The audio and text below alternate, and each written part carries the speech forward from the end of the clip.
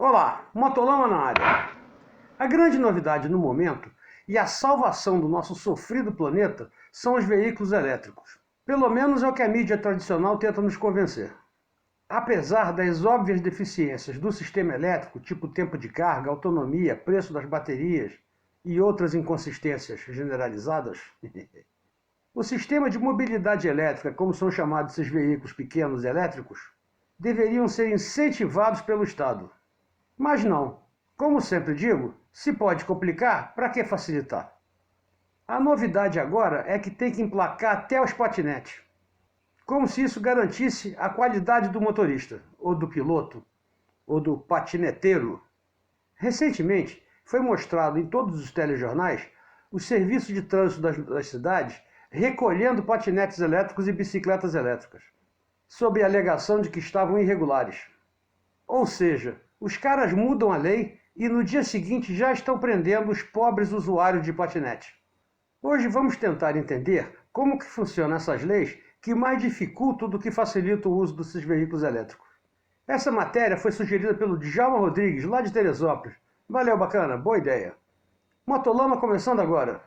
Minha moto venenosa vai passando lá na roça e as vaquinhas... Olá, sou Arlindão, piloto de rally enduro e nas horas vagas editor do Motolama.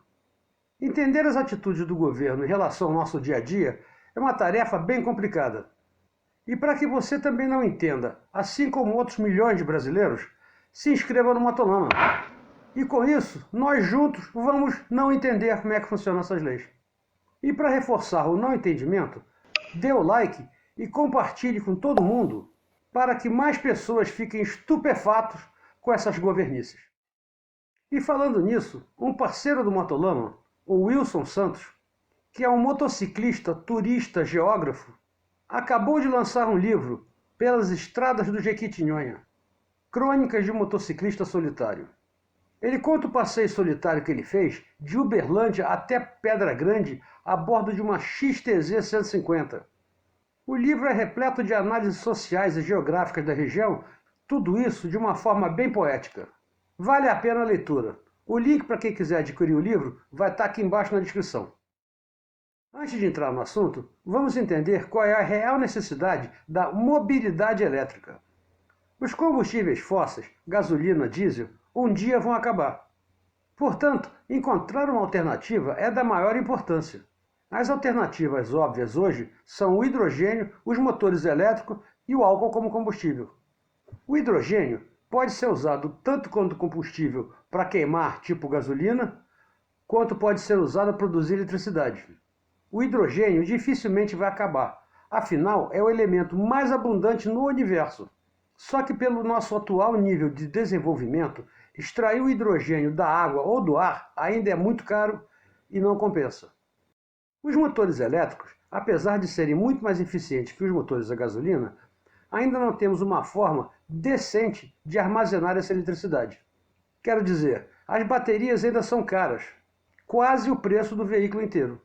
Demoram uma eternidade para carregar e tem pouca autonomia. Além do que, após o uso, o descarte dessas baterias são um problema ecológico sério. E tem mais um complicante que poucas pessoas falam. É que a produção dessa energia elétrica em muitos países da Europa ela é feita à base de carvão ou de combustível fóssil. Ou seja, estão trocando 6 por meia dúzia. E finalmente temos o álcool, que além de ser totalmente renovável, é só plantar cana, ele não polui, nem na produção, nem na queima. O trem é tão bom que a Stellantis, uma das maiores montadoras do mundo, dona da Fiat, da Alfa Romeo, da Chrysler, da Jeep, concluiu que em comparação com os outros combustíveis, o álcool é o mais viável, e até em comparação com o elétrico, levando em conta a produção de energia elétrica na matriz europeia. E por conta disso, a Stellantis resolveu investir na tecnologia do álcool. Mas não adianta espernear. A moda agora é o elétrico, quer queira, quer não. E por conta dessa onda, estão trazendo para o Brasil uma infinidade de scooter, patinete, moto e um monte de coisa elétrica. Os números crescem tão rápidos que o mercado prevê que logo haverão mais motos elétricas do que moto a gasolina. E os argumentos que eles usam para vender esses veículos elétricos é que não precisa de emplacamento nem de carteira. Mas pelo que se tem visto nos últimos dias, o negócio não é bem assim. O problema é que qualquer veículo para transitar em vias públicas precisa do tal do BIM, que é a base de índice nacional que consta do Senatran. E é a partir daí que sai o número do Renavan, aquele que vem no seu documento. E sem esse número não rola o emplacamento e nem o cadastro do veículo. E como a maioria desses veículos elétricos são importados de forma irregular, ou seja, eles entram como brinquedos, equipamentos eletrônicos, computador, mas não como veículo, para gerar o BIM. E só por essa razão eu não tiro a razão dos órgãos de trânsito. Não que eu seja a favor desse monte de taxa absurda que os caras cobram, mas regra é regra. Boa ou não, justa ou não. Mas o grande problema está no tal do emplacamento, que até outro dia não tinha regra nenhuma. E de repente surgiu um monte de regulamento que ninguém entende direito. O trem é tão complicado que a própria OAB de São Paulo está reclamando. Os próprios fiscais não sabem a regra. Tanto é que andaram prendendo coisas que não era para prender, complicando a vida do usuário.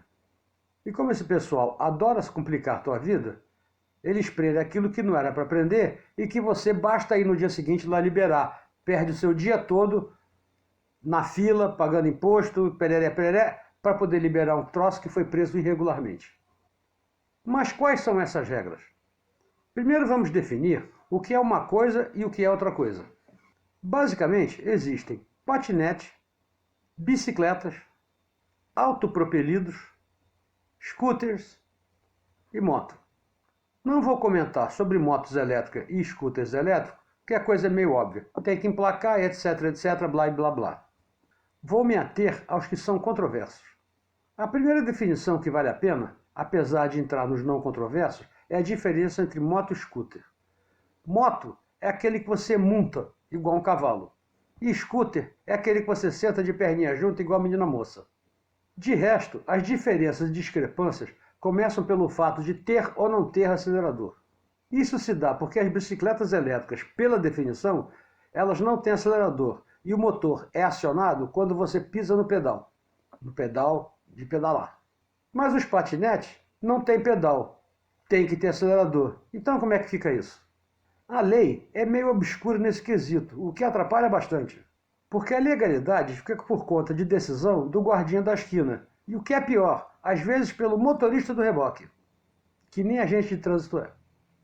A lei que define tudo isso é a Lei 9.503, de 1997, do Código de Trânsito Brasileiro.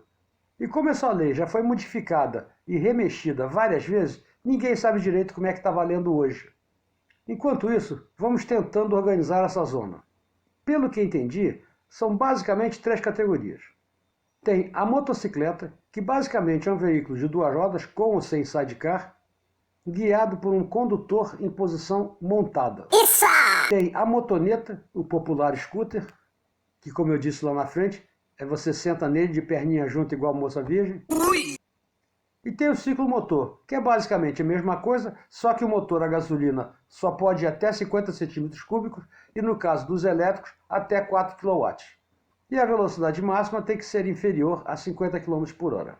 Até aqui, tudo precisa de ter placa, IPVA, CNH e o tal do ACC, que é a autorização para conduzir ciclomotor. Agora vem o complicado. Onde fica o limite inferior do ciclomotor que começa a bicicleta? Onde fica o limite inferior do ciclomotor e começa a bicicleta elétrica? Isso ficou meio obscuro na lei. Os caras, na dúvida, passaram a bola para o CONTRAN. O CONTRAN, no artigo 134-A, especifica que as bicicletas motorizadas e equiparadas não estão sujeitas a registro para circular em vias públicas. Na prática, as e-bikes, que são as bicicletas elétricas, os patinetes e os hoverboards, são exceções segundo o CONTRAN e podem andar sem habilitação. Mas afinal, o que é uma e-bike? Será que é a mesma coisa que uma bicicleta elétrica? As e-bikes foram primeiro definidas pela lei de 2009, na resolução 315 do CONTRAN, que diziam que era o ciclomotor. Olha a complicação aí. Mas como o texto original do Código de Trânsito Brasileiro só levava em conta motores a combustão interna, E com o crescimento dos motores elétricos, o trem virou de cabeça para baixo. Mas aí surgiu a resolução 465 do CONTRAN, que diz que a bicicleta elétrica é enquadrada como um ciclomotor, com uma exceção, que são as bicicletas elétricas. E são permitidas nas ciclovias desde que a potência do motor seja inferior a 350 watts e a velocidade máxima seja inferior a 25 km por hora e não tenha acelerador, ou seja, o motor é acionado quando você faz força no pedal. E segundo o Código Brasileiro de Trânsito, essa é uma mera bicicleta, que pode andar na calçada, ir da sala para a cozinha, mas não no trânsito, e não precisa de placa nem habilitação. Procure no Google a resolução número 947 do CONTRAN. O link vai estar aqui embaixo na descrição. Então, tecnicamente, se a sua bicicleta não se enquadra no que foi dito agora há pouco, ela é um ciclomotor. A não ser que seja um hoverboard ou um patinete, que são ótimos para andar no shopping. E que, teoricamente, são da mesma categoria da bicicleta elétrica. E para complicar mais ainda, aqueles scooters elétricos que o pessoal mais idoso usa, entram na mesma categoria, mas a resolução chama de cadeira de rodas. Mas por outro lado, se a sua bicicleta atende à regra de bicicletas elétricas, e como a lei equipara as bicicletas elétricas com os patinetes, a lei diz que pode ter acelerador. Vai entender? Mas a complicância não acaba aí. Segundo a própria resolução, no inciso 4, ela diz o seguinte: caberá aos órgãos de trânsito dos municípios regulamentar a circulação dos equipamentos de mobilidade individual, autopropelidos e da bicicleta elétrica.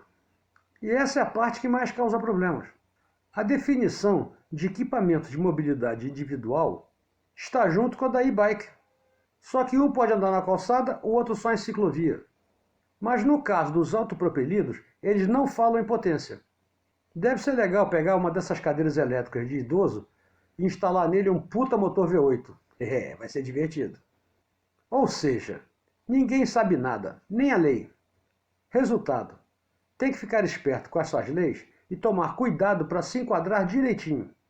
Os caras multam sem dó e ainda levam o brinquedo para o depósito e cobram uma grana para te liberar o veículo. Enquanto a necessidade de arrecadar dinheiro do governo for maior do que o bom senso dos legisladores, essa insanidade vai continuar. Mas aí vem a pergunta, vale a pena comprar um trem desses? Não sei. O Detran está estudando as alterações na lei. E como já disse, a OAB de São Paulo está fazendo pressão nos caras. Os legisladores alegam que as leis estão de acordo com a que existe na China, nos Estados Unidos e Canadá, e estabelece limite para rodar em locais específicos. Mas lá não sei se exigem carteira de habilitação e emplacamento. Lá, a filosofia costumava ser para facilitar a vida do cidadão. Hoje eu não sei como é que está isso. Conclusão. Como disse Sócrates, o filósofo não jogador, só sei que nada sei. Acho que no final de tudo, a melhor orientação sobre esse assunto é ir perguntar para o guarda da esquina o que ele está aprendendo. Afinal, quem vai aprender é ele. Tenho certeza que não esclareci bulhufas para ninguém. E que só o guardia da esquina sabe o que vale e o que não vale. E quando for lá descobrir o que está valendo, aproveita e coloca nos comentários para me contar o que é, porque eu também não entendi nada. Porque aqui onde eu moro não tem guardia na esquina. Complicado, né? Aguardando suas análises, e espero até semana que vem. Um abraço, fui! Minha moto venenosa